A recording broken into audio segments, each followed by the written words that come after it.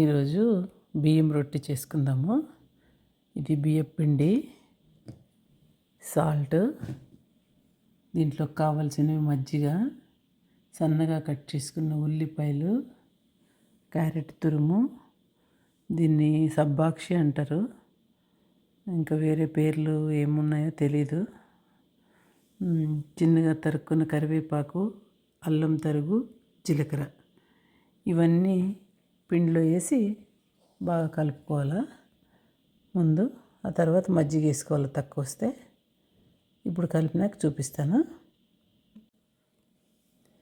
ఇలా ముందు అన్నీ తరుక్కున్నవన్నీ వేసి సాల్ట్ కూడా వేసి ముందు పిండిలో బాగా కలుపుకోవాలా. తర్వాత మజ్జిగ వేసి కలుపుకోవాలి. ఎంత మనకు కొంచెం గట్టిగా రావాలి పిండి.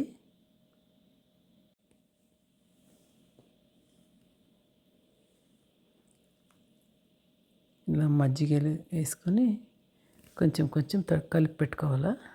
అన్నీ ఒకసారి కలిపి పెట్టుకుంటే దాంట్లో నీరు వచ్చి కొంచెం చాలా మెత్తగా అవుతుంది పిండి.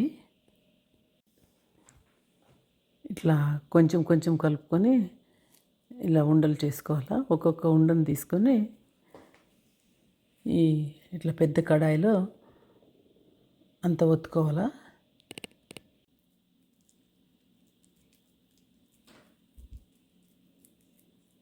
ఇలా ఒత్తుకుంటూ ఫుల్ కడాయికి అంతా ఒత్తుకోవాలి పలుచగా.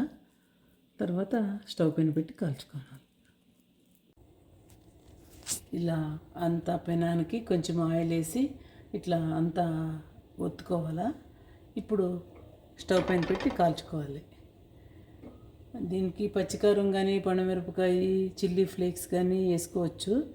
చిన్నపిల్లలు ఎవరైనా ఉంటే వేయము, ఇంకా మనం తినాలనుకున్నప్పుడు వేసుకోవచ్చు. గ్రీన్ చిల్లీ కానీ, రెడ్ చిల్లీ ఫ్లేక్స్ అన్నీ. ఇట్లా కొంచెం తిప్పి దగ్గరికి వచ్చేటట్లా ఫ్లేము కాల్చుకోవాలా. ఇవి రెండు ఉంటే బాగుంటాయి ఇట్లాంటివి. మీరు చిన్నగా కూడా చేసుకోవచ్చు, ఇట్లే అనేం లేదు. పెనం పైన కూడా తట్టుకోవచ్చు.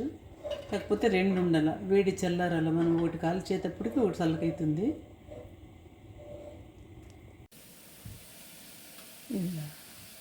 ఇది కొంచెం తిప్పుకుంటూ కాలిస్తే ఇంకా మనము చెలాకుతో కూడా పని లేదు, ఊరికనే వచ్చేస్తుంది. ఇది ఇట్లా బాగా కాలింది. ఇంకా ఎర్ర కావాలంటే కాల్చుకోవచ్చు. దీనికోసం రాగి పిండితో కానీ, జొన్న పిండి, మిల్లెట్స్ పిండి కానీ మీరు ఏ పిండి అయినా వాడుకోవచ్చు. నేను ఇప్పుడు బియ్య పిండితో చేసినాను.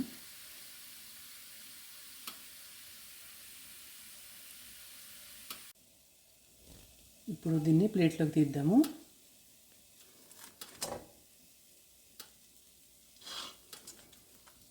ఇట్లా కాల్చుకోవాలా.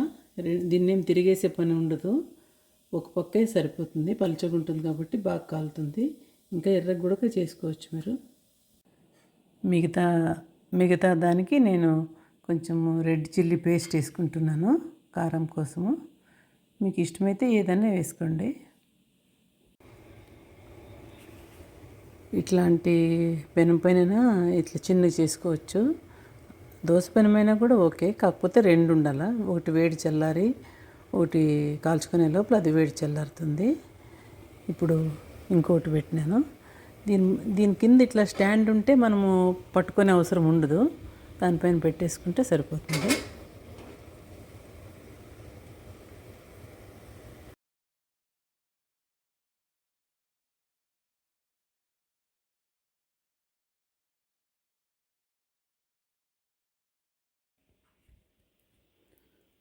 కొంచెం చల్లగా అయిన తర్వాత ఇట్లా తిరిగేస్తే ఈ కలర్ వచ్చింది. చాలా బాగుంది టేస్ట్. చేసి చూడండి ఒకసారి.